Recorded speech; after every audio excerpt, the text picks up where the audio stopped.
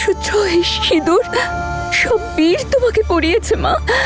এক মিনিট মা, আমার বিয়ের ব্যাপারে কিচ্ছু মনে নেই।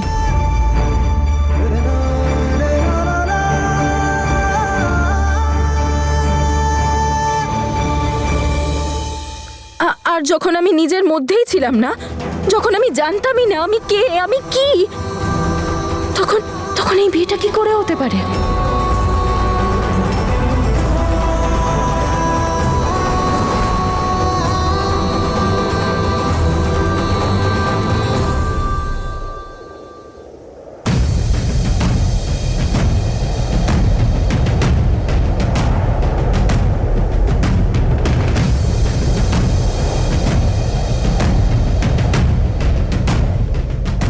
সরি বীর,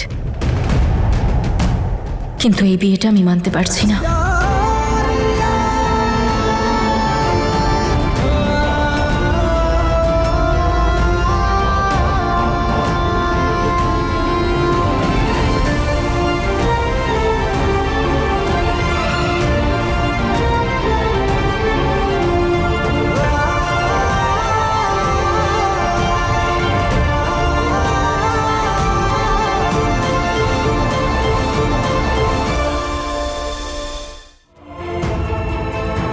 আমাকে ক্ষমা করে দেবেন বাবা, কাউকে কষ্ট দেওয়ার কোনো ইচ্ছে নেই আমার, কিন্তু সেই বিয়েটা আমি কি করে অ্যাকসেপ্ট করব, যেটার ব্যাপারে আমার কিছু মনেই নেই।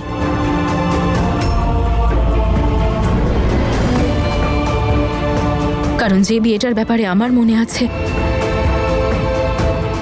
সেটা তো অনেকদিন আগেই ভেঙে গেছে। এই আশীর্বাদ হতে পারে না। যতটুকু আমার মনে আছে, আমি এই বাড়ির মেয়ে, আর আমি আমার বাড়ি ছেড়ে কোথাও যাব না।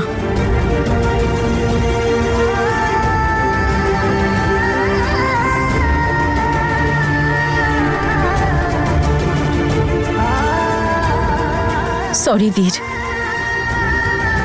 আমি তোমার স্ত্রী নই।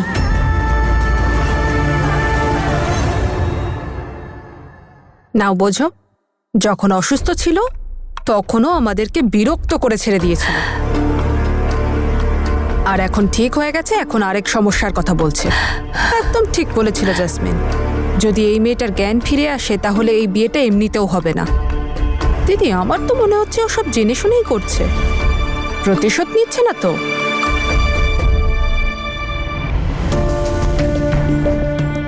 না মা, না, তুমি এসব কি বলছো মা? আমি জানি তুমি আমার উপর রেগে আছো, তাই জন্য এসব বলছো না। আমি তোমার সঙ্গে অনেক অন্যায় করেছি, ঠিক করিনি, কিন্তু তুমি আমার ভুলের শাস্তি আমার ছেলেটাকে দিও না মা, প্লিজ। মা, আমি কাউকে কোনো শাস্তি... দেখো মা, মানছি যে তোমার কিচ্ছু মনে নেই, কিন্তু আমরা তো সবাই আছি বলো, এটা সাক্ষী হিসেবে। এক সপ্তাহ আগে ও তোমাকে বিয়ে করেছে আমার ইচ্ছের বিরুদ্ধে, যাতে তোমাকে ও নিজের কাছে রাখতে পারে। মাহি, সিমরান, মা সবাই মিলে তোমাকে বরণ করে ঘরে তুলেছিল। মা, আপনি বোঝার চেষ্টা করুন একটু, আমার এই বিয়ের ব্যাপারে কিচ্ছু মনে নেই। যে শেষ কথাটা আমার মনে আছে সেটা হলো যে আমি আগুনে পুড়ছিলাম, চিৎকার করছিলাম, আর আমি তো বীরকে ঘেন্না করতাম, কারণ ও আর জেসমিন... বীর ওই লেটারের ব্যাপারটায় রেগে গিয়ে বিয়েটা ভেঙে দিল, আর ওই রেকর্ডিং, তারপর অঙ্গদের সাথে আমার বিয়ে, আর তারপর ওই আগুন, আমার বাচ্চা। আমার এসব ছাড়া আর কিচ্ছু মনে নেই।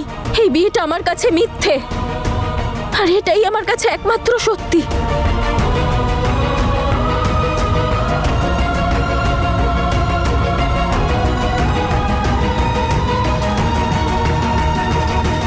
প্লিজ চুপ হয়ে যাও সবাই, চুপ করো তোমরা সবাই। তনুকে আর কেউ ডিস্টার্ব করো না প্লিজ।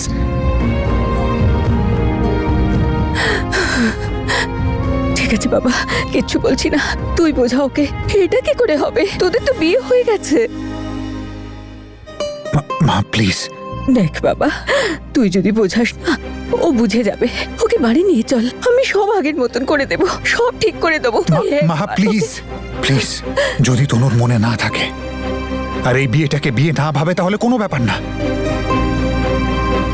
আমি এই বিয়েটাকে ওর জীবনের একটা বোঝ করে দিতে পারি না, বরঞ্চ আমি সেই মুহূর্তটার অপেক্ষা করতে চাই যখন ওর মন, ওর আত্মা, ওর সবকিছু নিজে থেকে না বলে যে আমরা দুজন এক হয়ে গেছি আর আমি তনুর স্বামী হই। ততক্ষণ পর্যন্ত আমিও এই বিয়েকে মানি না।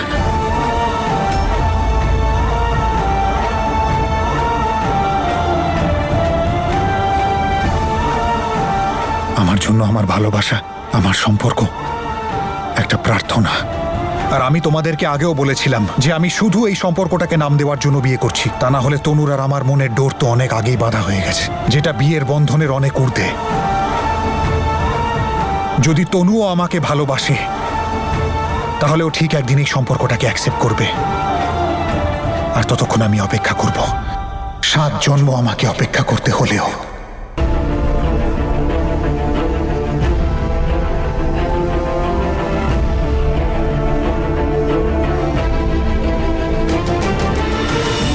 তোমায় কেউ কখনো কোনো ব্যাপারে ফোর্স করবে না তনু। তুমি যেটাতে কমফোর্টেবল সেটাই করো।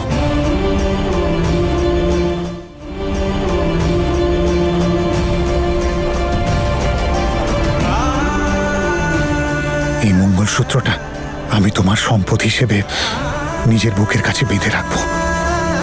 যদি কখনো তোমার মনে হয় যে এটা আমার কাছে নয়, তোমার কাছে থাকা উচিত, তাহলে এসে চেয়ে নিও আমার থেকে।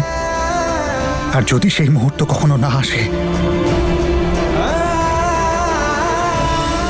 তাহলেও কোনো ব্যাপার না, তোমার এই সম্পদটাকে তোমার অস্তিত্ব করে আমি সাজিয়ে রাখবো নিজের বুকের ভিতরে।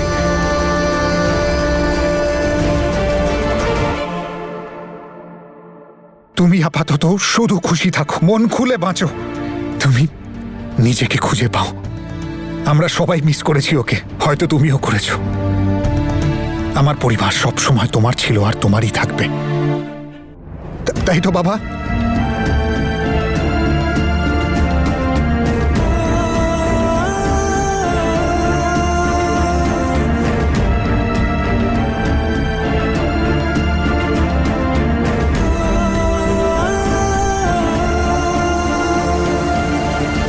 কিছু ভুল হলে ক্ষমা করো বাবা। আমি জানি তুমি তনুর খুব ভালো করে খেয়াল রাখবে, কিন্তু আমার শুধু একটাই আবেদন, আমি আগের মতোই বাড়িতে যাতায়াত করতে পারবো তো?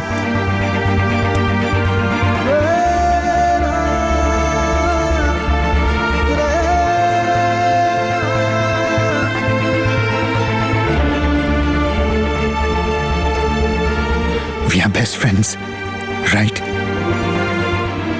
মিস করা আর ভুলে যাওয়ার দ্বন্দ্বে এটা তো মাথায় থাকবে না।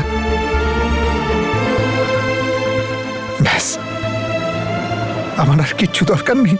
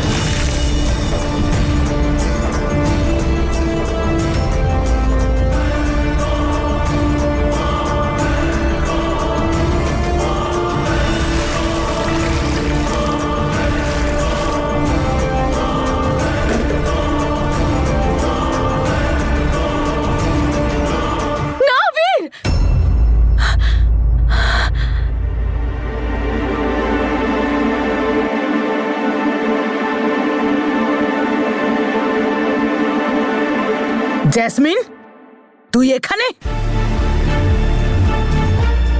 তুই এই বাড়িতে কি করছিস?